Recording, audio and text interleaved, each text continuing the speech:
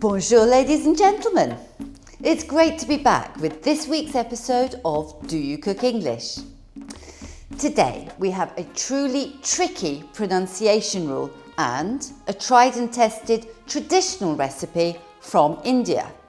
Trust me, this recipe is truly brilliant. Today we have a traditional Indian curry. And true to form, as I'm sure you've guessed, we have a pronunciation rule today. Here we have the sounds TR, PR, GR, BR and FR. Let's take a look. The grammar rules today. This is the pronunciation of the letters TR, PR, GR, BR and FR.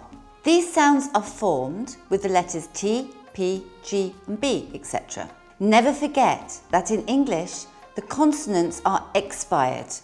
They are pronounced with some air in the mouth. Also remember that the letter R is in English said inside the mouth and never with the throat.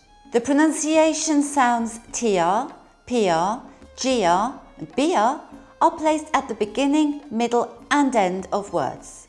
For example, at the beginning of a word, tray, bread, great, proof, tree, break, green, pray, training, French, bright.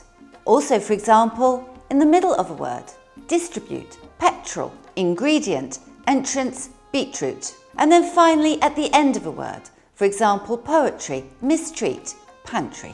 It's tricky, huh? Well, not for long. But first, let me introduce you to our French chef today. I was hoping she was going to be called Françoise or Tracy or Sabrina or something similar, but actually she's called Marie. So hi Marie. Hi Anna. So lovely to have you here today. So let's get cooking. To start, peel and grate a teaspoon of fresh ginger. Nothing too tricky here. Then peel and chop the garlic and the onion. Now dice the mango, the potatoes, the tomato and the broccoli.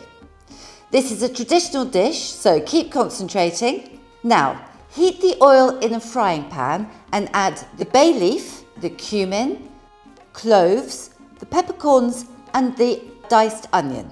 Now stir well. All traditional ingredients here. Once the onion is properly browned, add the garlic, ginger, curry powder, turmeric, mango, and then stir, adding 50 millilitres of water. Then add the potatoes and broccoli florets.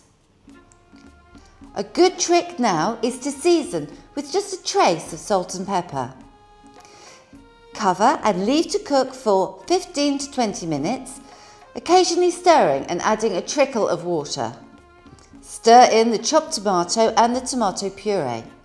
Cover and cook for 3 to 4 minutes more over a low heat. Finally, mix in the yogurt and then add a trace of coriander before serving. A truly tremendous traditional dish. And have you been concentrating on the pronunciation grammar rule today? I hope so. Tra-la! I truly couldn't resist that one, could I?